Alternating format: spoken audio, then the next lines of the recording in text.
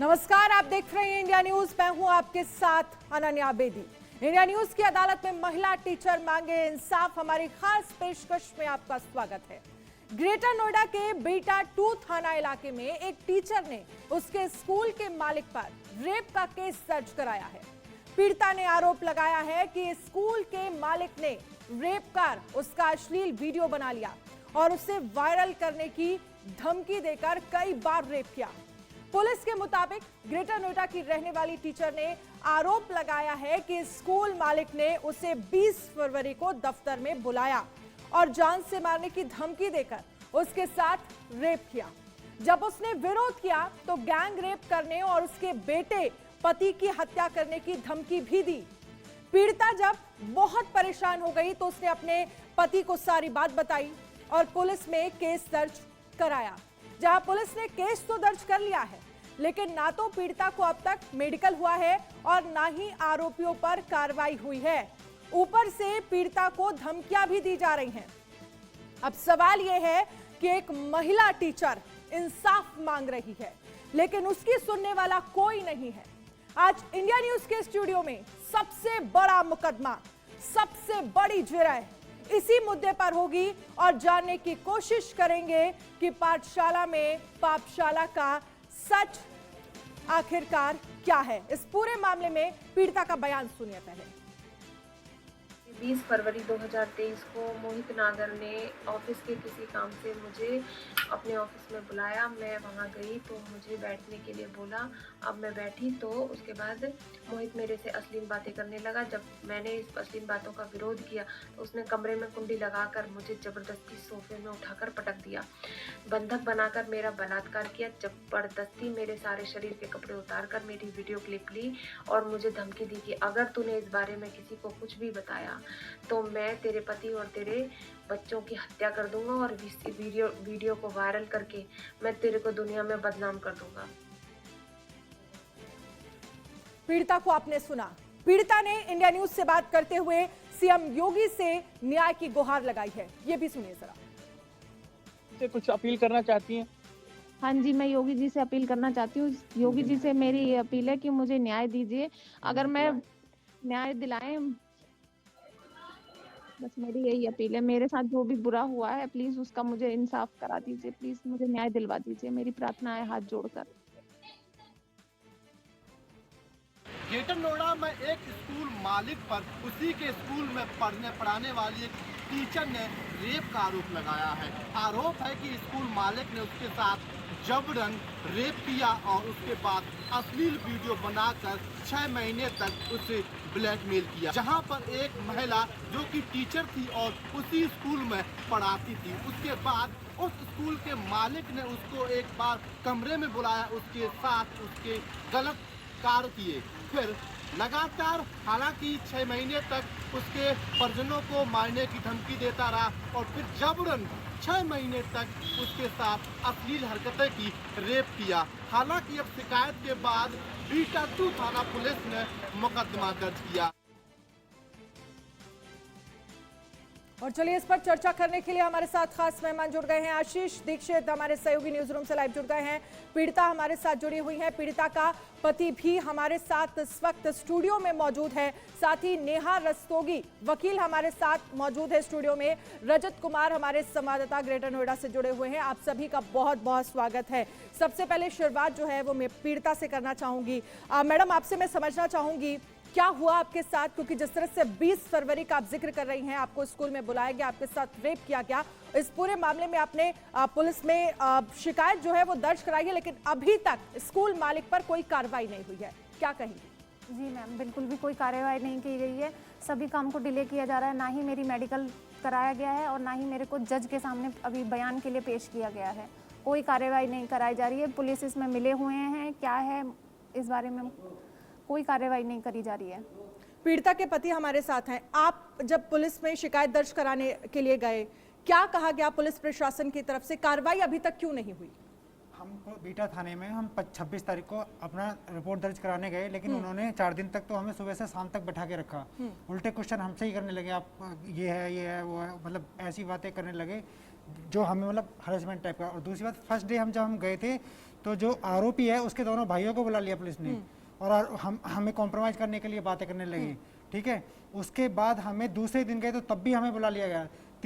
तीसरी बार हम गए, सुबह से शाम तक बैठे रहते हैं हम थाने में, तो भी हमारी एफआईआर नहीं लिखी गई। हम बहुत ज़्यादा परेशान थे, फिर भी उन्होंने आरोपी पक्ष को और लोगों को बुला लिया, ठीक है, ताकि हम बैठ के बात कर सके। लेकिन हमें बहुत ज़्यादा फोर्स किया था, मेंटली टॉर्चर की जाती है, धमकी दी जा रही थी हमें मारने की, और हमारे बच्चों को मारने की धमकी दी जा रही थी। लगातार कॉल आ रही थी हमें, और जब हम थाने में बैठे हुए थे तब भी हमारे पास कॉल आ रही थी, आरोपी की कॉल आ रही थी धमकी भरी। और जो नीलम मैडम है उन्होंने खुद कॉल उठाया, पिक किया उन्होंने भी बात की थी, लेकिन वो आरोपी वहाँ भी धमकी दे रहा था हमें। आरोपी लगातार धमकी दे रहा है। नेहा जी, इस पर मैं आपसे भी जवाब लूंगी कि आखिरकार कानूनी तौर पर ये लड़ाई जो है वो कैसे आगे बढ़ती हुई नजर आएगी। लेकिन मैडम, आपसे मेरा सवाल है, अगर बात हम करें, क्योंकि जिस तरह से आपने कहा कि जो स्कूल का जो मालिक है उसने रेप की वारदात को अंजाम दिया, कब से आप उस स्कूल में पढ़ा रही हैं और कब से आपको धमकी दी जा रही है स्कूल की तरफ से? जो मालिक है वो धमकी दे रहा है, गैंगरेप करने तक की धमकी दे रहा है। जी मैम, मैं पिछले 2 साल से स्कूल में पढ़ा रही हूँ, बट ये जो मेरा पहली बार रेप मेरा 20 फरवरी को किया गया, 20 फरवरी 2023 को। उसके बाद लगातार उसने ज़बरदस्ती वीडियो वायरल करने की, पति को मारने की धमकी, और बच्चों को कई बार उसने मुझे नशीला पदार्थ भी पिलाकर मेरा रेप किया ज़बरदस्ती, और बंदूक भी सर पर तान कर मेरे साथ ज़बरदस्ती करी है, और पति को मारने की धमकी, बच्चों को मारने की धमकी। मेरे छोटे बेटे को कमरे में बंद कर देता था कई बार उसके हाथ पे स्टेपलर रख कर बोलता था कि अगर तूने मेरी बात नहीं मानी तो मैं इस बच्चे को मार दूंगा, स्टेपलर चुबा दूंगा। उसके गुंडे भी कई बार स्कूल में आए हैं, अरविंद नाम का, उसने स्कूल में आके मुझे धमकी दी, अगर तूने मोहित की बात नहीं मानी तो तुझे जिंदा नहीं छोड़ूंगा, तू जानती नहीं है मैं कौन हूँ। बहुत गुंडे बंदबाश टाइप के लोग हैं, वो बहुत खतरनाक लोग हैं। उन्होंने कई बार बहुत गंदे तरीके से परेशान किया है। ठीक है, मैं समझ सकती हूँ, आपकी आंखों में आंसू है और ये वक्त बहुत मुश्किल घड़ी है आपके लिए, लेकिन इंडिया न्यूज़ और पूरा देश, जो तमाम लोग आपको सुन रहे हैं, वो आपके साथ खड़े हैं, आपको न्याय जरूर मिलेगा। नेहा जी हमारे साथ है। नेहा, ये पूरा मामला अगर हम देखें, क्योंकि 20 फरवरी को उन्होंने बताया कि उनके साथ रेप हुआ था, उन्हें बुलाया गया, नशीला पदार्थ पिलाया गया, जिसके साथ रेप की वारदात को उनके साथ अंजाम दिया गया। इस तरह के मामले में अब पुलिस में कंप्लेंट जब लिखाई गई है तो किसी भी तरह की अभी तक कोई कार्रवाई नहीं हुई है। जी देखिए, पहले तो हमें एक्चुअली इस बात का बहुत ही ज़्यादा दुख है, हमें दुख जताना चाहिए। जहाँ हमारे छोटे छोटे बच्चे जाकर शिक्षा प्राप्त करते, वहाँ ऐसा जलील हरकत हो रहा, वो भी स्कूल के हेड, जो भी वहाँ के हेड है, उन्होंने ये हरकत किया है। ये बहुत ही ज़्यादा अनफॉर्चुनेट है। पिछले कुछ दिन पहले की मुझे बात याद आ रही है, घटना याद आ रही है, नोएडा में ही कुछ ऐसा इंसिडेंट हुआ था जो प्रिंसिपल के अगेंस्ट में केस हुआ था। तो सारे स्कूल को डीएम का ऑर्डर था क्या, अपने से उन्होंने प्रोटेस्ट किया था। तो मेरे ख्याल से अब एक टीचर के साथ कुछ ऐसा कदम उठाया गया है, जो उनके साथ, जो टीचर कहा जाता है माँ के बाद जो दूसरा भगवान का रूप होता है बच्चों के लिए, वो टीचर होती है। तो सारे टीचर्स को इसके खिलाफ में प्रोटेस्ट करना चाहिए और जल्द से जल्द कार्रवाई करनी चाहिए। मेरे सारे टीचर एसोसिएशन है, इसे एक अपील है। बट इसमें कानून की अगर आप बात करें तो एक्चुअली जिस तरीके से ये कार्रवाई कर रहे हैं, जिस तरीके से ये सारा मुकदमा दर्ज करे, एक तरीके से एक फेल्ड पुलिस इन्वेस्टिगेशन हम कह सकते हैं, क्योंकि इन्होंने कंप्लेन दर्ज करवाया है 26 तारीख को, 26 सितंबर को, 28 को इन्होंने कंप्लेन का एफआईआर कन्वर्ट किया, एफआईआर किया है, 29 को एफआईआर कन्वर्ट किया है। उसके बाद आज तक विक्टिम के साथ ना स्टेटमेंट दर्ज करवाया उन्होंने मजिस्ट्रेट के सामने, ना ही उन्होंने उनका मेडिकल कराया, ना ही जो एक्यूज है उनको उन्होंने अरेस्ट किया। तो ये साफ तौर से दिख रहा है कि पुलिस इसमें एक्चुअली बहुत ही ढीला। ठीक है, पुलिस की कार्यशैली पर सवाल खड़े हो रहे हैं। इस तरह के मामले में एक्चुअली में होना क्या चाहिए? अगर पीड़िता की तरफ से ये कहा गया है कि उसके साथ रेप की वारदात को अंजाम दिया गया है, तो क्या अभी तक स्कूल का जो मालिक है उसकी गिरफ्तारी नहीं हो जानी चाहिए थी? जी ऑफकोर्स हो जाना चाहिए। जिस मूवमेंट में उनको कंप्लेन रिसीव हुआ था पीड़िता की तरफ से, उसी मूवमेंट उसको वहां करना चाहिए। और कंप्लेन की कॉपी मैंने देखी है, जहां तक इन्होंने मुझे दिखाया कि उसमें साफ लिखा हुआ है कि इनको धमकी पे धमकी मिल रहा है। तो उसको बिहाइंड द बार तो फॉर श्योर होना चाहिए था, बट पता नहीं किस वजह से वो बाहर है। And apart from all this thing, इसका मजिस्ट्रेट का बयान नहीं हुआ है, मेडिकल नहीं हुआ है। ये सब जो बेसिक रिक्वायरमेंट होती है एक एफआईआर के बाद की, जो इमीडिएटली उन्हें कंप्लेन के बाद करवानी चाहिए, जो सारी चीजें मिसिंग है, तो ऑफ कोर्स इसमें पुलिस बहुत ही ज्यादा नेग्लेक्ट ठीक है, पुलिस की कार्यशैली पर भी आज सवाल खड़े हो रहे हैं। आशीष हमारे साथ बने हुए हैं। आशीष, आप इस पूरे मामले को लेकर कल भी जिक्र कर रहे थे, जिस तरह से स्कूल जहां पर पेरेंट्स अपने बच्चों को भेजते हैं कि वो शिक्षा हासिल करके आएंगे, उसी स्कूल में एक महिला टीचर सेफ नहीं है। आप अंदाजा लगाइए बच्चे कैसे सेफ हो सकते हैं। बहुत ही घिनौनी वारदात को अंजाम दिया गया है। यहाँ पर टीचर इस वक्त हमारे साथ जो स्कूल में पढ़ाती है वो मौजूद है, और बड़ा सवाल पुलिस की कार्यशैली पर अभी तक कोई कार्रवाई नहीं हुई इस मामले पर।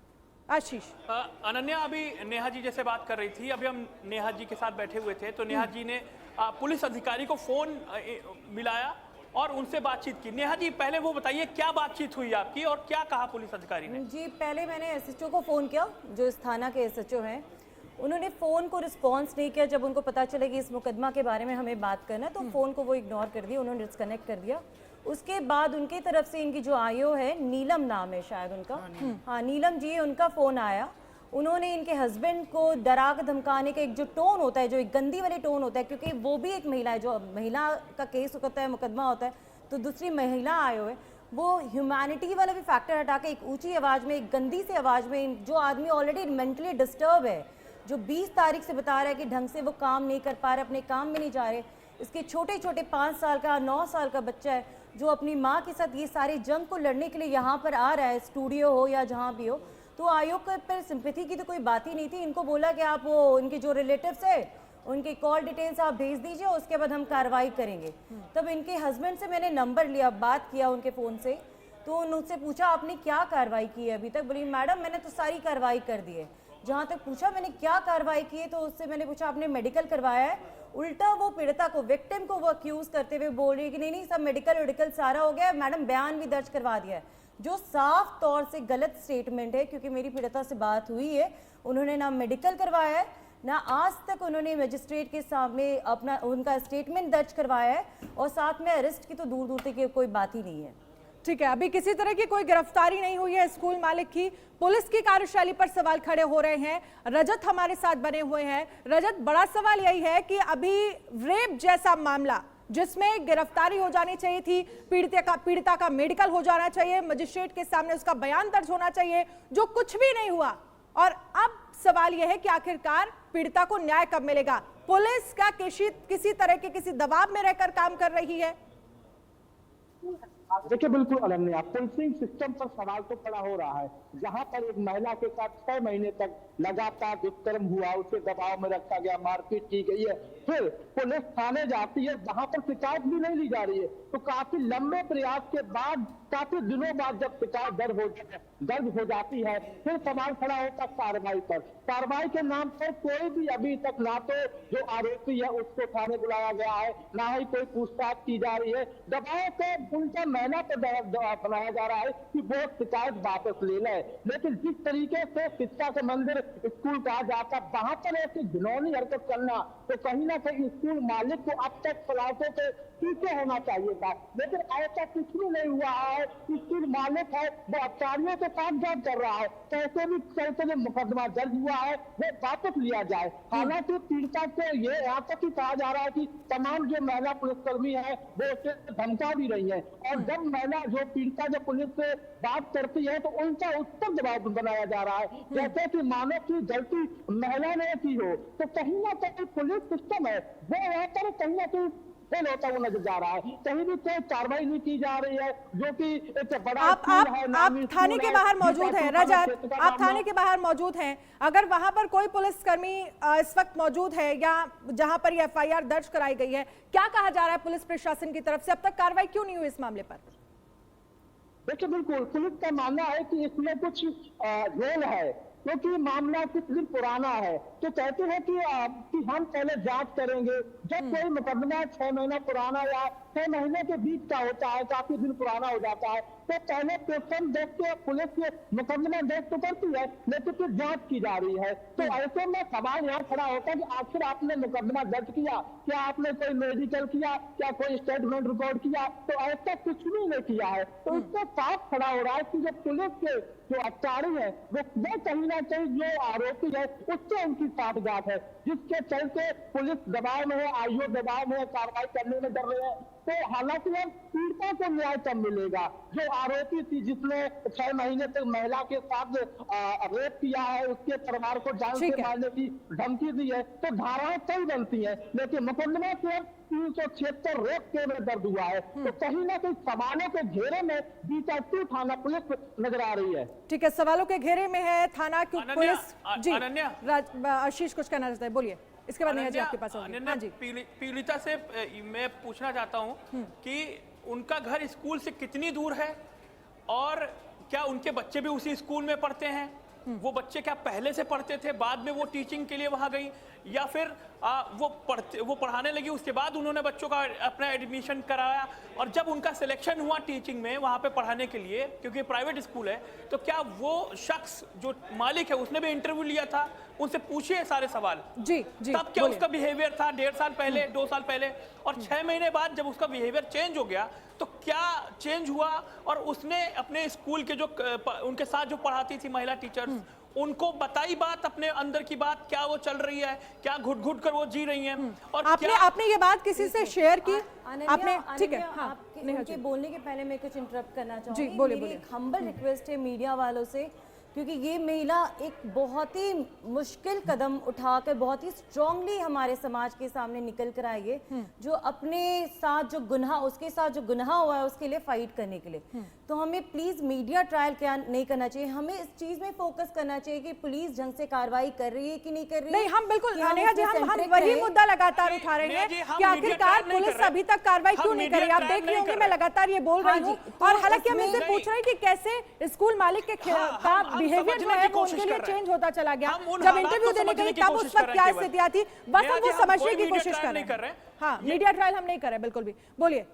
हाँ, तो इसको हमें ध्यान रखना चाहिए। और रहा पुलिस के इन्वेस्टिगेशन के बारे में, वो तो बकायदा उन्होंने कायदे से कुछ नहीं किया, क्योंकि 24 घंटे के अंदर उनको मेडिकल करवाना चाहिए। ठीक है, ठीक है। तो उनके कहने के अनुसार उन्होंने बोला 24 घंटे में वो विक्टिम को लेकर गई थी, लेकिन किसी वजह से उनका मेडिकल हो नहीं पाया, शायद विक्टिम का हेल्थ अलाउ नहीं कर रहा था।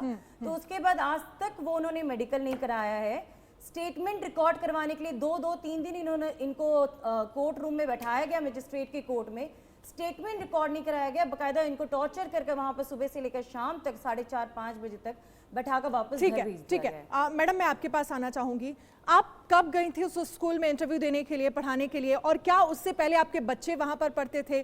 बच्चे कितने साल से पढ़ रहे हैं? और जिस वक्त आपका इंटरव्यू हुआ था, क्या जो स्कूल का मालिक है वो वहां पर था, उसने आपका इंटरव्यू लिया था? उस वक्त उसका बिहेवियर कैसा था आपके साथ? जी मैम, मैं 11 नवंबर 2021 को इंटरव्यू देने गई थी, और इंटरव्यू में जब मैं गई थी तब मेरा बड़ा बेटा मेरे साथ गया था। इंटरव्यू में बस रिज्यूम मैंने उन्हें उसको दिया था, और इंटरव्यू प्रिंसिपल मैम ने लिया था, डेमो क्लासेस भी प्रिंसिपल मैम ने ली थी। उस वक्त मेरी मोहित से उससे बात इतनी नहीं हुई थी, बस इंटरव्यू का रिज्यूम दिया था। बाकी प्रिंसिपल मैम से मेरी सब बातें हुई थी, डेमो क्लासेस भी प्रिंसिपल मैम ने ली थी। और बेटा मेरे फर्स्ट डे से, बड़ा बेटा मेरा फर्स्ट डे से मेरे साथ स्कूल जाता था। मैंने भी ज्वाइन किया था और मेरे बेटे ने भी उसी दिन से स्कूल ज्वाइन किया था, और उसके एक 1 ईयर बाद छोटे बेटे का एडमिशन करवाया था मैंने। लेकिन आपकी मुलाकात जो है वो स्कूल मालिक से कब हुई, किस वजह से आपकी मुलाकात हुई, उस वक्त उसका बिहेवियर जो है वो आपके लिए क्या था? और क्योंकि ये कहा जा रहा है 20 फरवरी को आपने बताया कि आपको बुलाया गया था, किस लिए बुलाया गया था? स्कूल के कुछ काम से ऑफिस में बुलाया था। जैसे कि वो टीचर्स को तो कुछ ना कुछ काम से बुलाया ही जाते थे। पहली बार आपकी मुलाकात कब हुई थी स्कूल मालिक से? पहली बार मुलाकात मेरी 11 नवंबर 2021 को, जब मैं इंटरव्यू देने गई थी, तभी मेरी पहली बार मुलाकात। उसके बाद आपकी कभी मुलाकात नहीं हुई? उसके बाद मतलब मुलाकात होती थी, मीन्स ऑफिस के काम से ही बुलाया जाता था ऑफिस में, और ऑफिस का ही काम किया जाता था, या किसी तरह का बिहेवियर जो है वो स्कूल के मालिक का चेंज हुआ आपके लिए? नहीं। जब 20 फरवरी को आपको बुलाया गया ऑफिस में, तो क्या कहा गया उसकी तरफ से? यही, वो खुद आया था ऑफिस, मतलब मुझे बुलाने के लिए, मैम आपसे काम है, एक बच्चे के बारे में पूछना है। मुझे किसी स्कूल के काम से ही बुलाया ऑफिस में। तभी वो सब वारदात हुई पहली बार। क्या मेरी आवाज सीधा इन तक पहुंच रही है? जी आशीष जी बोलिए, आपकी आवाज आ रही है, बोलिए आप। मैं इनसे एक चीज और पूछना चाहता हूं कि जैसे कल इंटरव्यू में इन्होंने बताया कि जो स्कूल मालिक हैं वो थोड़ा गुंडा प्रवृत्ति के हैं, इन्होंने कहा, इनका आरोप है। तो ये जब जानती थी, इन्होंने ये भी कहा कि प्रिंसिपल के साथ भी कुछ वारदात उन्होंने की, तो जब उनका बिहेवियर इनको पता था, तो जब ये शुरू में ही हुआ तो इनको शुरू में ही कॉन्फिडेंस में लेके अपने हस्बैंड को बताना चाहिए था। 6 महीने का इंतजार क्यों किया इन्होंने? जी सर मुझे पता, ज्वाइन करा था तब नहीं पता था मेरे साथ जब ये वारदात हो चुकी थी, क्योंकि मुझे स्कूल में इस तरीके से मैं किसी टीचर से बात नहीं कर सकती थी। आप में वहाँ स्कूल क्यों आप टीचर से बात क्यों नहीं कर क्योंकि सकती मुझे थी? टीचर से बात करने की परमिशन नहीं दे रखी थी। वो धमकियाँ इतनी देता था। प्रिंसिपल मैम के पास भी अगर मैं किसी काम से जाती थी ना, तो इमीडिएट प्रिंसिपल मैम के सामने वो मुझे किसी काम से बुलवा लेता था, ताकि मैं प्रिंसिपल मैम से कुछ शेयर ना कर लूँ।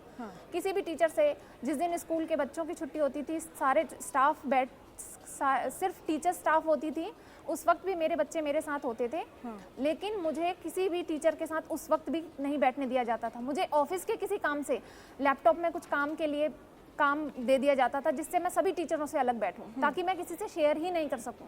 लेकिन बाकी टीचर्स आपसे पूछते नहीं थे? क्योंकि जब लंच का टाइम होता है या कोई भी क्लास फ्री होती है तो सारे टीचर एक साथ ही बैठते हैं। लेकिन उस वक्त वो टीचर्स आपसे पूछते नहीं थे कि आप इतना अलग क्यों रहती हैं या किसी से बात क्यों नहीं करती? नहीं मैम, एक्चुअली मैं लंच टाइम में सभी टीचरों को इंस्ट्रक्शंस दी कि कोई भी टीचर किसी के साथ लंच नहीं करेंगे, सब अपनी अपनी क्लास में लंच करेंगे। अच्छा, लेकिन सवाल ये है, क्योंकि 20 फरवरी को जब आपको बुलाया गया और इस तरह से आपके साथ रेप किया गया, अब सवाल यह है कि उस वक्त ही आपने पुलिस प्रशासन में कंप्लेन क्यों नहीं कराई? आपने अपने पति को कब बताया? मैंने अपने पति को 25 सितंबर को बताया रात में। उस वक्त मैम इसलिए नहीं बता पाई मैम, मैं उन लोगों का बिहेव ऐसा था, वो धमकी देता था। मेरे बेटे, छोटे वाले बेटे को कमरे में बंद कर देता था मैम, उसको ले जाके क्लासरूम से ले जाके ना उसके हाथ पे स्टेपलर रख के मुझे धमकी देता था, अगर तूने किसी को बताया तो मैं तेरे बच्चे को जान से मार दूंगा और तेरे पति को भी रास्ते से उठवा दूंगा। तू जानती नहीं है हम कैसे लोग हैं, हम जान से भी खत्म कर देंगे और किसी को पता भी नहीं चलेगा कि हम पे कुछ बात है। मतलब वो बहुत खतरनाक लोग हैं मैम, वो बहुत ज़्यादा, इसीलिए उनसे डर कर मैं इतने टाइम तक चुप रही। जब अच्छा ठीक है। आप अगर मैं इनके हस्बैंड के पास जाता हूँ, आप काम क्या करते हैं? हस्बैंड से मैं बैंक में जॉब करता हूँ जी। मैं बैंक में जॉब करते हैं वो? जी बोलिए। बैंक में जॉब का आपको बताया तो प्रोफाइल क्या है? आपका प्रोफाइल क्या है? एक्चुअली 6 मंथ से इसकी हेल्थ दिन पे दिन डाउन होती जा रही थी, बहुत ज़्यादा डाउन होती जा रही थी और ये बहुत ज़्यादा परेशान रहने लगी। मैंने इससे कई बार पूछा लेकिन इसने नहीं बताया। मैंने इससे कई बार पूछा, मैं क्या बात है, कुछ बात है बता दे। मैंने ये जो मांगती थी मैं इसको ला के देता था, लेकिन ये फिर भी बता नहीं पा रही थी। मैंने कि कुछ बात है, फिर मैंने इसको प्यार से बैठ के जब मेरे पास धमकी भरी कॉल आने लगी स्कूल के मालिक की, इसकी की फिर कॉल आने लगी, मैंने कि कुछ बात है, क्या है। फिर वो और गुंडों की कॉल आने लगी, 7-8 नंबरों से मेरे पास कॉल आई थी। तब मुझे इससे मैंने पूछा सच बात बता दे, क्या बात है। फिर इसने मुझे सारी कहानी बताई, सारी बातें बताई कि मेरे साथ ऐसा हो गया है। तो मेरी आंख में आंसू आ गए और फिर मैंने इसको गले लगाया, मैंने हिम्मत दी, मैंने चिंता मत कर, हम पुलिस में जाएंगे, हम लड़ेंगे इससे। उसके बाद फिर मेरे पास लगातार कॉल आने लगी। उसके बाद मैंने एक दिन बर्दाश्त किया, फिर मैं अगले दिन पुलिस में कैसे चला गया वहाँ पे भी लगातार मुझे धमकियाँ भरी कॉल आने लगी। ठीक है। ठीक है। इस पूरे मामले को लेकर बड़ा सवाल यही है कि आखिरकार पुलिस प्रशासन इस पूरे मामले पर अभी तक एक्शन क्यों नहीं ले रही है। हमारे साथ आप सभी खास मेहमानों का जुड़ने के लिए बहुत बहुत शुक्रिया।